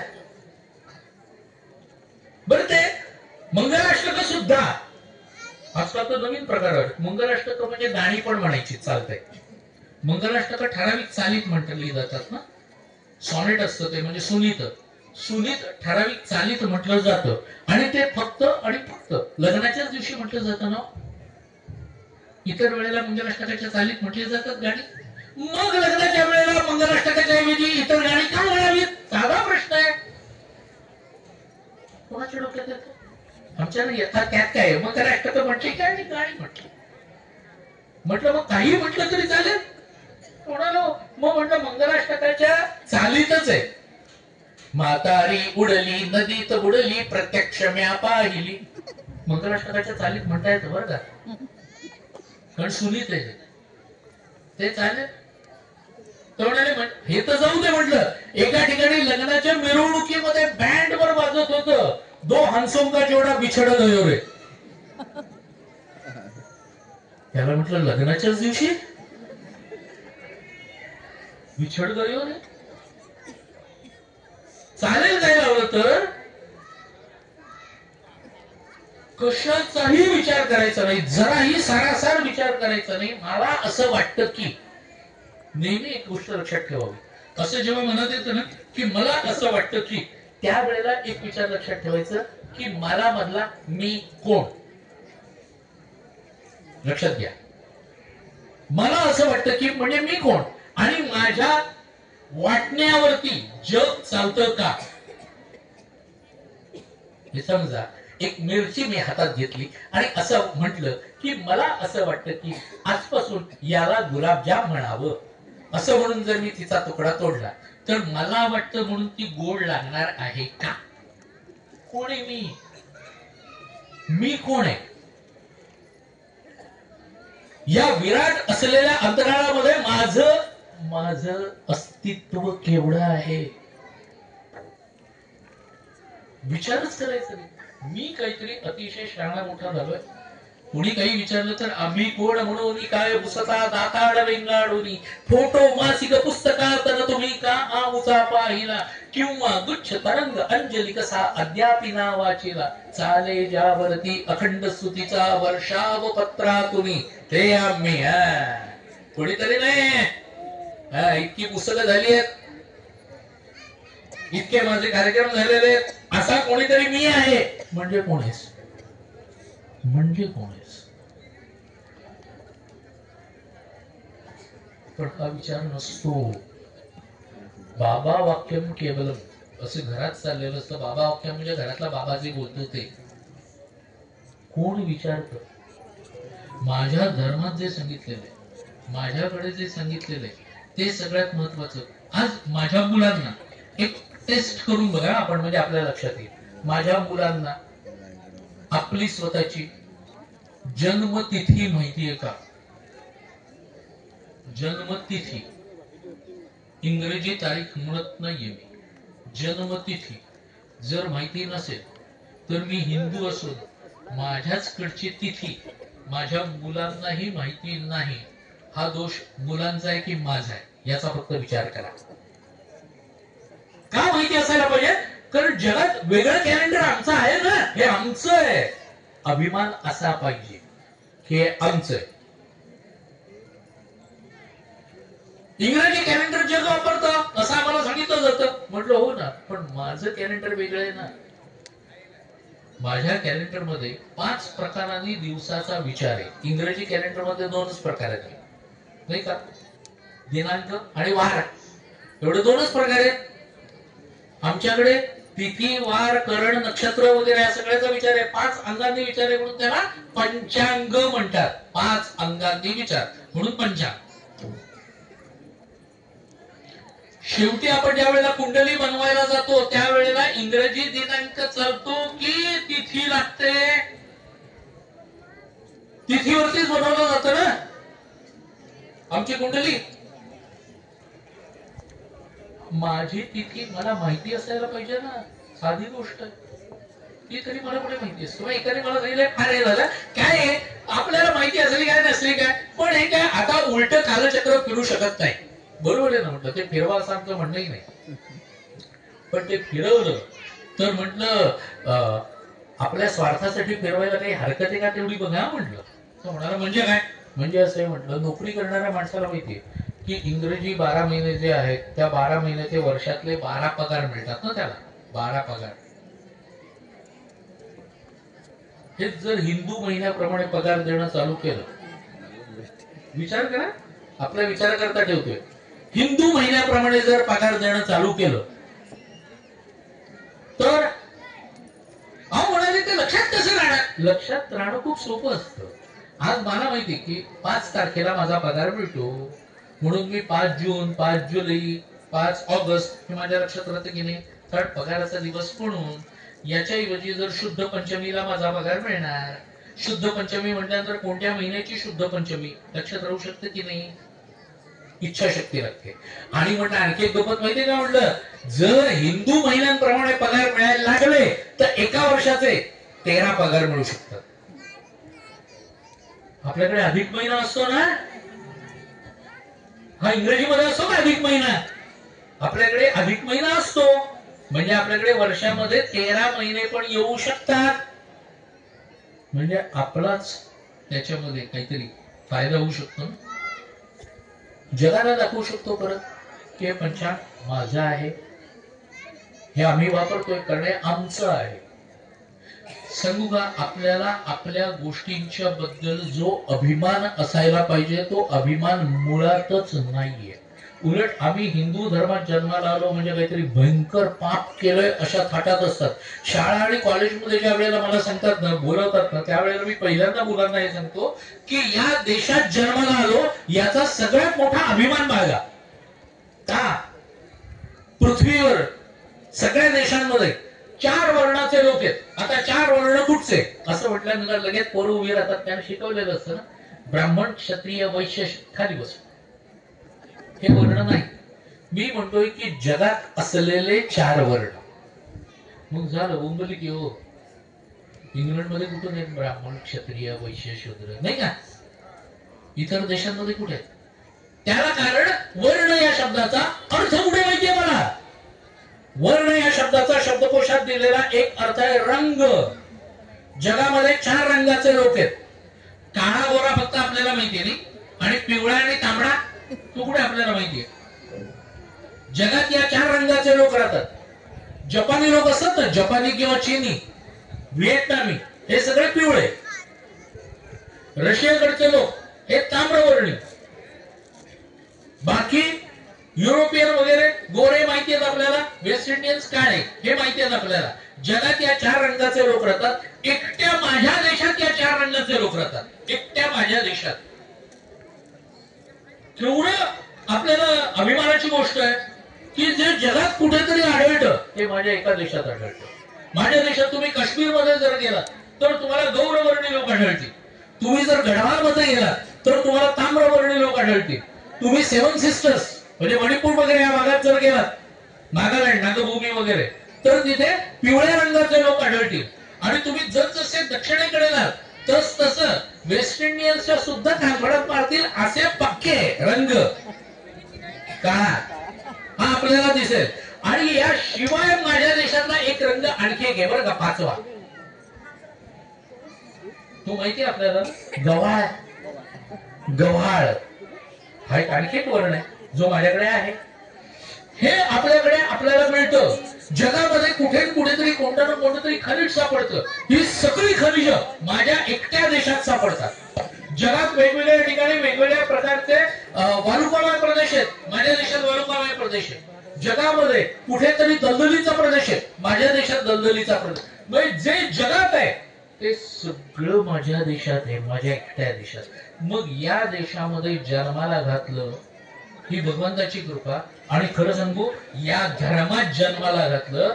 हे गेल्या जन्मी मी काहीतरी चांगलं केलं म्हणून मी हिंदू म्हणून जन्माला आलो, हे लक्षात असायला पाहिजे आपल्याला. तर मला माझ्या धर्माचा अभिमान वाटेल. दुसरं कोणीतरीच आम्हाला आमचा अभिमान खच्ची करण्याकरता येत आहे आणि आम्हाला सांगताय, कारण आम्हाला काही माहितीच नाही माझ्या धर्माबद्दल. जर असं असेल तर मोठं कठीण असतं. आणि म्हणून या सगळ्यातून जर आपल्याला बाहेर यायचं असेल, तुम्हाला जाता जाता एक तमिळ मुलाचं, त्याचं वाय आय एम हिंदू या नावाचा एक पेपर आहे, rediff.com वरती मिळतो. जर शोधलात बराच तर सापडेल तुम्हाला, वाय आय एम हिंदू. त्यांनी असं म्हटलंय, तो तमिळ मुलगा तो व्हँकुव्हर वरून चाललेला होता न्यूयॉर्क कडे, आणि तो फ्लाईट मध्ये बसलेला. त्याच्या शेजारी एक अमेरिकन बाई बसलेली. यांनी याच्या बॅगेतून भगवद्गीता काढली आणि वाचायला सुरुवात केली. तिने तिच्या बॅगेतून बायबल काढलं आणि वाचायला लागली. सहजपणे तिचं लक्ष गेलं. त्याच्या हातात काय, लक्ष गेलं म्हणजे काय, ती आपली पण सवय नसते काय, शेजारचं काही वाचत असलं तर आपण काय डोकावून बघणार. गाडीतून जाताना वगैरे सुद्धा पेपर वाचत असला की हमखास त्याला पण बघायला मिळणार नाही इतकं डोकं खूप असतात काही काही जण पेपर मध्ये. मग शेवटी तो वैतागून म्हणतो, तुम्हीच आधी वाचा आणि मग मला द्या. इतकंही करतात लोक. तसं तिने त्याला विचारलं की तू हे काय वाचतोयस. तो म्हणाला हे माझं धर्म पुस्तक आहे ते वाचतो. ती म्हणाली व्हॉट इज दॅट? तो म्हणाला दिस इज गीता. वाय? तो म्हणाली गीता म्हणजे काय? तो म्हणाला माझ्या धर्माचा ग्रंथ आहे. ओके म्हणाली की तू कोण आहेस? तो म्हणाला आय एम हिंदू. आता ती अमेरिकन मुलगी लहानपणापासून तिथेच वाढलेली, तिला हिंदू नावाचा काही धर्म जगामध्ये आहे हेच माहिती नाही. तिला धर्म दोनच माहिती, आणि हे बहुतेक लोकांचं आहे बरं का विदेशात. आपल्याला माहित नसलं तर सांगतो, तिला फक्त ख्रिश्चन आणि मुस्लिम एवढे दोनच धर्म असतात जगात, हे तिला माहिती होतं. तर ती म्हणाली Hindu what is that? Hindu means तू म्हणाली ख्रिश्चन नाहीयेस? तो म्हणाला नाही.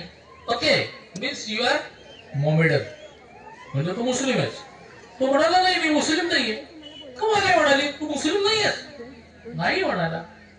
Okay then you must be Christian. तो म्हणाला मी दोन्ही नाहीये. तो म्हणाली मग तू नेमका कोण आहेस? तो म्हणाला मी हिंदू आहे. तो म्हणाले हिंदू म्हणजे काय ते मला सांग. तो म्हणाला हिंदू नावाचा जगात असा धर्म आहे जो काही कोटी लोक फॉलो करतात. बापरे म्हणाली जगभरात? तो म्हणाला हो अमेरिकेतही तिथे काय तर हिंदू जगभरात फॉलो करतात. पण मग मुळातले तुम्ही कुठचे? तो म्हणाला भारतातले. मुळात भारतातले. फाईन म्हणाली. मला एकच सांग हे तुमचं धार्मिक पुस्तक का? तो म्हणाला नाही वन ऑफ द, हे आमच्या अनेक धार्मिक ग्रंथांपैकी एक आहे. ती म्हणाली म्हणजे? तो म्हणाला आमच्याकडे एकच धर्मग्रंथ नाहीये, आमच्याकडे रामायण पण धर्मग्रंथ आहे, महाभारत पण आहे, 4 वेद आहेत, 10 उपनिषद आहेत, सगळे आमचे धर्मग्रंथ आहेत. बापरे म्हणाली, कारण यांना एकच माहिती ना, तिला बायबल एवढंच धर्मग्रंथ माहिती. तो म्हणाली एवढं सगळं एका जन्मात तुम्ही वाचणार कधी? तो म्हणतो त्याची गरजही नसते. ज्याला जे आवडतं तो ग्रंथ त्यांनी धरून वाचावा आणि अभ्यासावा, इतकी सिंपल आमच्याकडे अपेक्षा आहे. फाईन म्हणाली. मग तुमचा गॉड कोण आहे? तो म्हणाला एक असेल तर सांगू. आमच्याकडे अनेक देव, 33 प्रकारचे देव आहेत, 33 कोटी. कोटी याचा अर्थ प्रकार. 33 प्रकारचे देव आहेत. ओ माय गॉड म्हणाली, म्हणजे मग तुमच्यामध्ये मारामारी किती असेल? तो म्हणाला कशाला असेल? जगामध्ये अशी मारामारी होते, तुमच्यात मारामारी होते, मुसलमानांमध्ये मारामारी होते, एकमेकाच्या पंथावर नाही का, ख्रिश्चनांच्या मध्ये सुद्धा एकमेकाच्या पंथावरून होते. तो म्हणाला आमच्याकडे नाही होत, आमच्याकडे उलट अनेक देव एका छताखाली सहजपणे राहतात. एकाच वेळेला आमच्याकडे शंकर असतो, राम असतो, मारुती असतो, एकाच देवळात हे सगळे जण असतात. ज्याला जो आवडतो, जो ज्याची आराधना करतो तो तिथे जातो, त्याच्याजवळ बसतो आणि परत येतो. म्हणजे म्हणे तुम्ही धर्मस्थळ पाडत नाहीत एकमेकांची. कशा करता म्हणाला?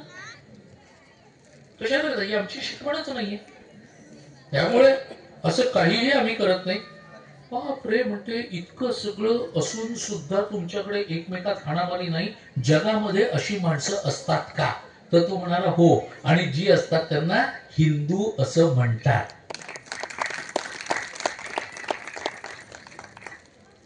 ती आणखी चक्रावली. म्हणाली धर्म पुस्तकं वेगळी, कोणी कोणतंही वाचलं तरी चालेल, कोणी कोणत्याही देवाला भजलं तरी चालतं म्हणून. मग इतका म्हणाला लोकशाहीवादी धर्म मी कधी पाहिला नाही. ज्याला भजायचं त्याला तुम्ही भजा, काही हरकत नाही. म्हणाले आता एकच प्रश्न की समजा मला तुझ्या धर्मात यायचं असेल तरी येता येईल का? तो म्हणाला सॉरी नाही. तो म्हणाले का? तो म्हणाला असं आहे, जगात हातात तलवार आणि धर्मग्रंथ घेऊन धर्म प्रसार आणि धर्म परिवर्तन आम्ही केलं नाही, आम्ही करतही नाही, आम्ही कोणाला आग्रही करत नाही की तू हिंदू हो म्हणून. पण म्हणजे मग म्हणाले कठीण आहे. म्हणजे म्हणे जर माझ्यासारख्या लोकांना जर वाटत असेल की आपण हिंदू व्हावं तर तुम्ही होऊ देत नाही. तो म्हणाला पुढे ऐक, माझं अख्खं बोलणं ऐक. म्हणाला आमच्याकडे हिंदू होण्याकरता वेगळे कुठचेही विधी करावे लागत नाहीत, नो रिच्युअल्स. तर ती म्हणाली मग म्हणाला तुला जर मनातून असं वाटत असेल की आपण हिंदू व्हावं तर त्या क्षणाला तू हिंदू झालीस. त्या क्षणाला तू हिंदू झालीस. वेगळं काही करावं लागत नाही. मग तुला जो देव हवा असेल, जो ग्रंथ हवा असेल तो घे, मात्र त्याच्याशी एकनिष्ठ राहा. आम्हाला जेव्हा कोणी लोक विचारतात ना की आम्हाला गुरु नाहीये तर आम्ही काय करू, संतांचे ग्रंथ, संत आज शरीराने आपल्यात नाहीत पण त्यांचे ग्रंथ हे गुरुवत आहेत. मग आपण माऊलींची ज्ञानेश्वरी वाचत असू तर ज्ञानेश्वरीलाच गुरु समजा आणि रोज किमान एक पान तरी वाचीन एवढं करा. किंवा तुकोबांचा गाथा आहे, गाथेमधला रोज एक अभंग तरी निजण्यापूर्वी वाचेन. मात्र तो एकदा हातात तसं घेतलं, जेणे विठ्ठल मात्रा घ्यावी तेणे पथ्ये सांभाळावी, त्याप्रमाणे आम्ही राहायला पाहिजे तर उपयोग, अन्यथा कठीण आहे. आणि म्हणून कोणी मार्गदर्शक नसला, कोणी गुरु नसला तरी आमच्याकडे बिघडत नाही.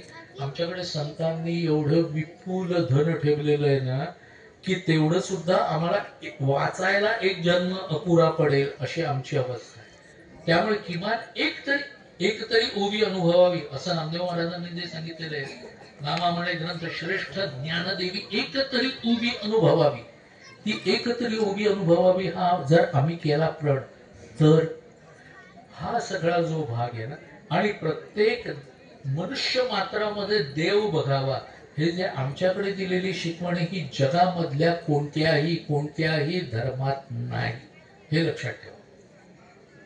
आमचा देव मत्सरी नाहीये. आमचा देव असं म्हणत नाही की तू माझ्याकडे नाहीतर तू नरकातच जाणार, किंवा मीच सर्वश्रेष्ठ आहे आणि माझ्याशिवाय इतर सगळे हे निकृष्ट आहेत. आमचा देव असं म्हणत नाही. उलट जो जे वांछील तो ते लाखो प्राणीच्या, ही आहे पसायदान माऊली मागतात. हा जर माझा देव, माझा देश आहे आणि माझा धर्म असं सांगतो तर हे सगळ्यात महत्वाचं. हे किमान कुठेतरी आपण मनाशी कुणगाड बांधा. पुढच्या वेळेला असाच काहीतरी एखादा चांगला विषय घेऊन आपल्या समोर मांडायला नक्की मला आवडेल, कारण आपल्या सगळ्यांचा जो मिळणारा प्रतिसाद आहे. म्हणून मी नेहमी म्हणतो, हा जो दिवा असा करायला लावला तो त्याच करता की लोकांच्या चेहरा हा आमच्या बोलण्याचं प्रतिबिंब असतं आणि त्या प्रतिबिंबावरून कळतं वक्त्याला की लोकांना आवडते की नाही ते. आणि त्यामुळे इतका चांगला प्रतिसाद असल्यामुळे मला परत इथे यायला आणि परत असे वेगळे काहीतरी विषय मांडायला नक्की आवडेल. तुर्तास आमचे उटेकर, जाधव वगैरे या सगळ्या लोकांना, समस्त लोकांना धन्यवाद देतो. आपल्या सगळ्यांना धन्यवाद देतो, कारण आता नंतर भंडारा होऊन सुद्धा कोणी सारखं घड्याळकडे बघत नाहीये. हे भंडारीची वेळ होत आली, कधी आवडतायत आणि कधी आम्ही, कारण ही सुद्धा आपली एक भूक असते, लक्षात ठेवा. तर त्यामुळे ते तुम्ही सगळ्यांनी चांगल्यापैकी ऐकलं. नुसतं ऐकून इथेच सोडून देऊ नका, विचार करा. यातला एक जरी भाग आम्हाला अंमलात आणता आला आमच्या जीवनात तरी सुद्धा चांगलं. इतकंच या निमित्ताने, या यात्रेच्या निमित्ताने सांगतो आणि त्या झोळाई देवीच्या चरणी प्रार्थना करतो आणि आपल्या सगळ्यांना सुखसमृद्धीत देवीने ठेवावं हेही मागणं मागतो आणि इथे माझ्या वाणीला विराम देतो. वंदे मातरम.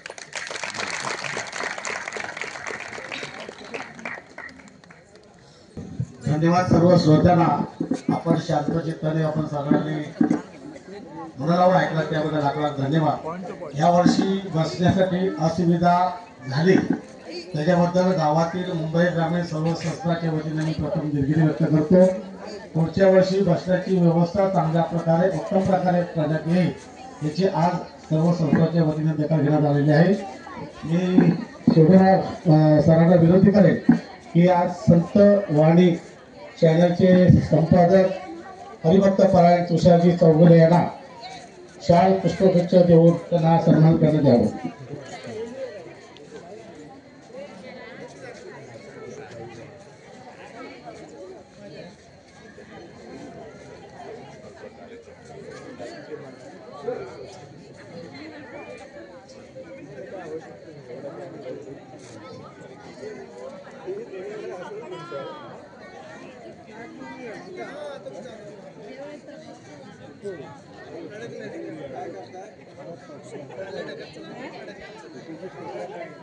सगळे